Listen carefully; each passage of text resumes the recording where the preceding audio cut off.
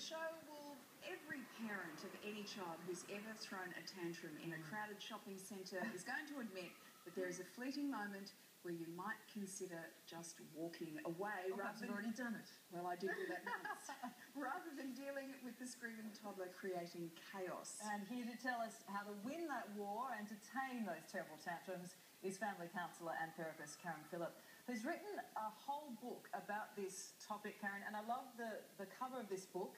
I've got to point out that the mother there, that's how I've often felt when my little ones are doing the tantrum. But it is every parent's nightmare, isn't it? Knowing how to gain control. And when you've got your kids saying, I want that toy or I want that lolly, and they're digging in, what can you do? Well, when you were just speaking about being in a shopping centre, okay, that's environment. Yes, actually, that's one of the worst times. Where there's an audience. Yes, oh, absolutely, they love it. Parenting on parade and working out whether or not you're handling it well. Yeah, the first thing I suggest to parents is not to use the word no, particularly when you're out. That doesn't mean you're giving in to them. It's say yes to them. I want this, mum. I want that, mum. Yes, I'll actually consider that. I'll think about that, and I may even decide to give you that later on or whenever. Doesn't mean you're going to give into it, but as soon as you say yes to a child, they think, oh, I've got a shot at this. But does it make it worse? Because do they think, yes, I'm getting it, and then when they don't, does it sort of redouble the tantrum and make it even bigger when they don't get the item that they're after? Not generally. If you say, yes, I'm considering it, then basically they're on notice. So they're thinking, oh, I might have a shot. Doesn't mean you give in to them at each time. And I suggest occasionally you do get what they want, whether it's a lolly or a small toy, something along those lines. Not every time. So the child never really knows when they are or they're not going to get it.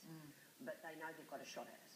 Sometimes, though, kids can get into that sort of whirling dervish of emotion that just keeps building and building and building, and you just can't reason with them. A little bit like this. E.g. What do you do then when you can't reason with them?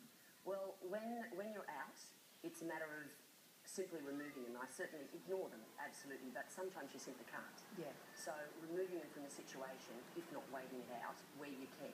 When it's at home, it's slightly different. You just separate them. They're going to hurt themselves sometimes if they're at home, if they're really being quite violent. But is that a lesson learned? Once you do it a few times and the child knows they're going to be separated and not get their own way, it's the giving in. Once a parent decides to give in, just to keep them quiet and stop them, then that will escalate the next tantrum, because if they go louder and longer, then they'll get their own way. I've been told by workers in childcare centres that often it's best just to let the kid go through the tantrum, because you can't reason with them when they're in the throes. That's exactly right. The worst possible scenario. You wait until afterwards to actually, when they've calmed down a bit, to talk about it. Yeah, well, even depending on the age of the child, there's really not much point sometimes even speaking about it when they're very little, because once it's over, it's gone. It's when they're a little older that you can start to discuss that. But it's a matter of setting up the consequences for them, and that they need to know that prior to anything. And also giving the child, if you see it escalating, you give the child choices, so that the child decide what they're going to do. And once they get to the age of 3 or 4, the children can decide that. You put the choices that you want them to choose, so but they get one or the other. So they get the choice, they own that choice, exactly right. So step by step, what should a parent do when they start seeing a tantrum begin? Okay, well, one of the first things, if they're out in public, it's negotiating with the child to a degree, and it's like, sweetheart, I can see you want this or that, and yes, I may consider giving that. So the yes word is a really good one. If it's at home and they start to escalate, it's a matter of choices. Okay, well, sweetheart, you can do this, and that's going to happen. Or you can do that, and this will happen. Whatever you choose is fine with me. Is smacking ever okay?